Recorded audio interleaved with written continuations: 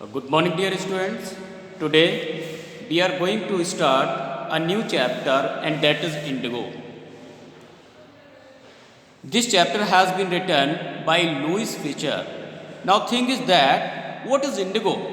क्या होती है indigo? बेटा indigo is a crop, and in Hindi it is called neil. It is a kind of synthetic fiber, we can also say. तो आपका ये जो चैप्टर है ये before independence of India has been described. ये जो chapter है वो जब इंडिया आज़ाद नहीं हुआ था उससे पहले की पृष्ठभूमि पर आधारित है।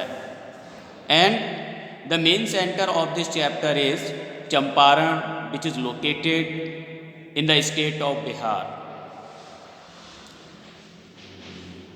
Firstly, we will come to know something about Louis Fisher, the author of this chapter. Louis Fisher was born in USA in 1896, as you can see. He worked as a journalist in the New York Times. He was also a faculty member at Princeton University. He served as a volunteer in British Army also, and then he was an authentic biographer of Gandhi. He was an authentic biographer of Gandhi because he was very much impressed from the life of Gandhi ji. ये गांधी जी के जीवन से बहुत ही ज़्यादा प्रभावित थे, तो उन्होंने गांधी जी के बारे में कई सारी बुक्स लिखी। किसने? लुइस फिशर ने। Now we will talk about this chapter. Now we will talk about this chapter, and that is indigo. What happened? Our country got freedom on 15th of August 1947 and the rule of democracy introduced in India in 1950. But before independence, the condition of the people who were living in India, especially middle class people, they did not have good condition. अगर हम बात करें स्वतंत्रता से पहले जो भारत का middle class था उसकी कंडीशन बिल्कुल भी अच्छी नहीं थी। They were suffering too much. They were being exploited by Britishers. Britishers के द्वारा उनका शोषण हो रहा था। और जो सेम थिंग हैपेंड हुई वो चंपारण बिहार में भी हैपेंड हुई, क्योंकि उस समय ब्रिटिशर्स का रूल था। That time there was the ruling of Britishers and the Indian peasants, Indian farmers were imposed, were forced to grow indigo. और जो इंडियन फार्मर्स थे चंपारण के, उन्हें इंडिगो ग्रो करने के लिए फोर्स किया गया। ठीक है। और उन्हें उसका जो केवल कितना मिलता था, कितना पार्ट मिलता था? केवल 15%, and rest of the part was given to the Britishers. They were bound to grow indigo. जो भारतीय किसान थे वो इंडिगो ग्रो करने के लिए पूरी तरीके से बाध्य थे। उन्हें केवल उसका 15% हिस्सा मिलता था, बाकी का जो हिस्सा था वो ब्रिटिशर्स को मिलता था। और ब्रिटिशर्स क्या करते थे कि इस इंडिगो को, इस नील के लिए विदेशों के लिए सप्लाई करते थे। They used to export this indigo to other foreign countries. So the Indian farmers had very miserable condition. Now keeping this fact in his mind, there is a character who is Ram Kumar Shukla. इस chapter में एक character है जिनका नाम है राम कुमार शुक्ला, राजकुमार शुक्ला। ठीक है, you can see your name also. तो राजकुमार शुक्ला ने जो है, he was also an ordinary peasant, और वो जो है गांधी जी के पास विजिट करता है अपनी प्रॉब्लम को लेके। Somebody suggested him to visit Gandhi ji because Gandhi ji was the only person who could resolve his problem. तो वो गांधी जी के पास गए, गांधी जी ने उन्हें अपॉइंटमेंट की डेट दी, और उसके बाद में गांधी जी विजिटेड चंपारण। जब गांधी जी ने चंपारण विजिट किया, so the people of Champaran, जो चंपारण के लोग थे, उन्होंने ये कंसीडर किया कि Gandhi ji was also an ordinary person like other peasants. So Gandhiji was not allowed to take the water from the well because the people thought Gandhiji was an untouchable person.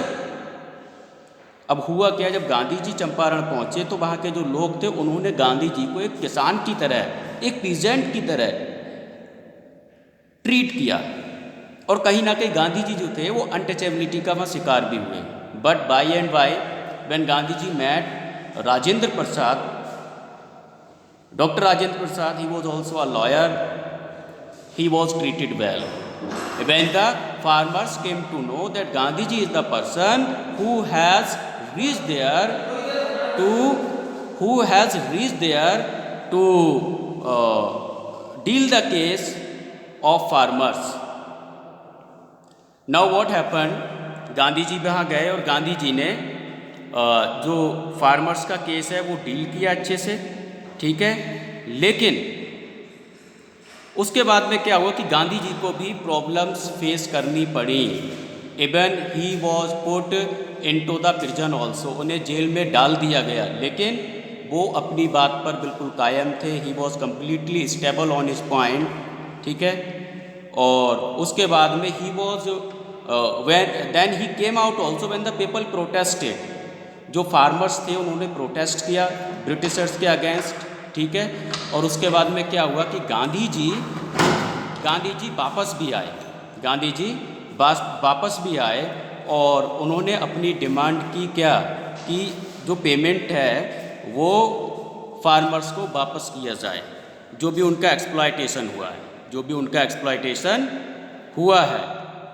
और इसके बाद में क्या हुआ कि जो ब्रिटिशर्स थे उन्होंने गांधी जी को तरह तरह के प्रलोभन भी दिए, but he was against each of everything. Okay, he was completely in the favour of truth and he fought the case for farmers. You can see here on the screen what is written here, triumph of civil disobedience. This movement was run by Mahatma Gandhi ji, yes or no? And he was a winner in his new assignment. Okay, now what happened? You can see here what is written here. Gandhi ji had a very systematic approach to the problem. He along with his lawyer friends gathered as much information about the problem in Champaran. जो भी चंपारण की problem थी वो गांधी जी और उनके जो दूसरे associate थे उनके दिमाग में थी.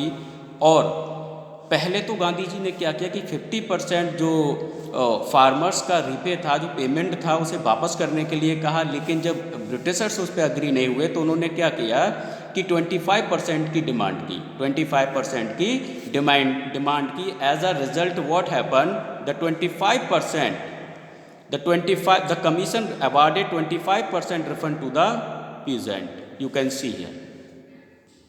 All right. Now, what was the logic of Gandhiji's behind 25% of payment? Actually, Gandhiji explained that the amount of the refund was less important than the fact that the landlords had been obliged to surrender part of the money and with it part of their prestige. यहाँ 25% जो amount था वो तो less था, लेकिन यहाँ पर जो पीजेंट थे उनके प्रेस्टिज का सवाल था, उनके आत्मसम्मान का सवाल था, ठीक है. Now the peasant saw that he had right and defenders. Okay, he learn courage, he gain confidence. British landlords lost their faces. जो ब्रिटिश लैंडलॉर्ड्स थे वो पूरी तरीके से डिसअपॉइंटेड हुए, पूरी तरीके से मायूस हुए. They slowly abandon the estate. Share cropping came to an end. और जो शेयर क्रॉपिंग थी, जो कॉन्ट्रैक्ट फार्मिंग थी, जो बटाईदारी प्रथा थी, वो पूरी तरीके से एंड हो गई. किसकी वजह से? Because of Gandhi ji.